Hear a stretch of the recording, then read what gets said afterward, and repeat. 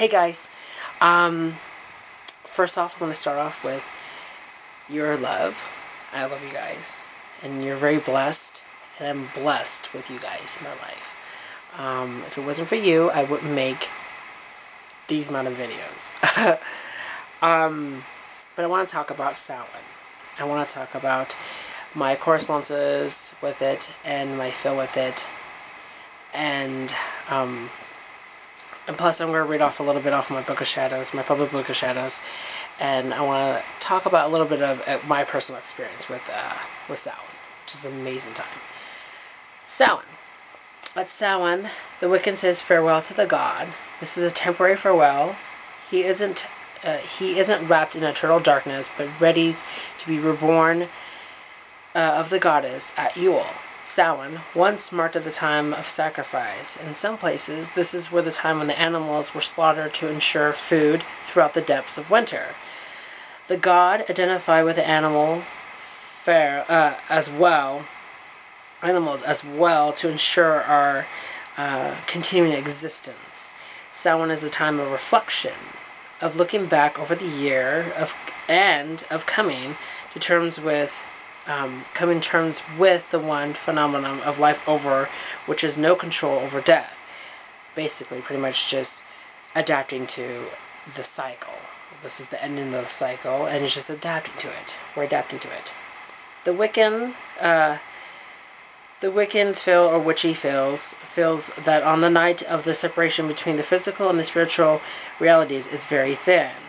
Remember their ancestors, and Wiccans remember their ancestors and all those who have gone before.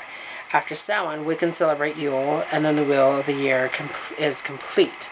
So this is just one set of the death part of the cycle. The birth, death, and rebirth. This is at the point where the sun god dies. He's already played his role in the summer. He already did his deed in spring, and this is a time where he goes and rests, and pretty much dies.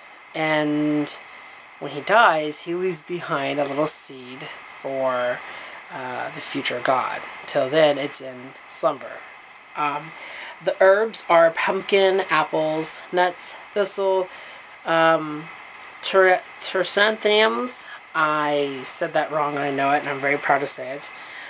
Broom, oak leaves, and sage. The incense that you want to burn at this moment is something that deals with apple, nutmeg, sage, or mint.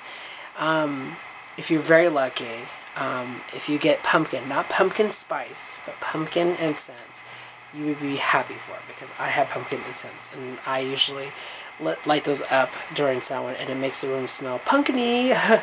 It's the difference between pumpkin spice and pumpkin is that you don't have that cinnamon overtone smell in the room. You just have the pumpkin, as if you smell a pumpkin after you carved it. Of course, candles are black and orange. Decorations are jack-o'-lanterns, apples, fall leaves, autumn flowers, squash, anything that deals with it. I have this ready for my Samhain. It's a gourd. I'm waiting till it dries up.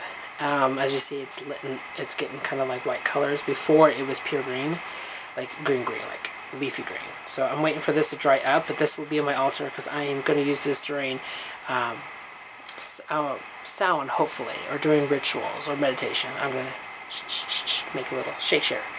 Of course, the color themes are black and orange as well. Anything that deals with very dark and prominent color. Halloween colors. That would be easy.